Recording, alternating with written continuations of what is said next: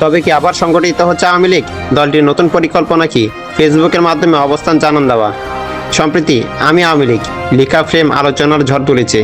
এটি কি জুলাইয়ের লাল প্রোফাইলের পাল্টা জবাব? পরিচয় গোপন রাখা কর্মীরা কেন এখন প্রকাশ্যে আসতে মরিয়া?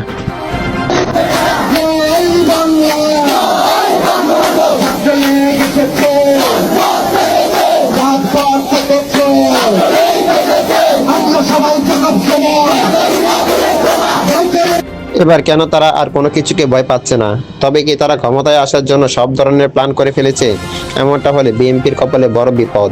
তারা দেশ থেকে পালানোর পথও খুঁজে পাবে না।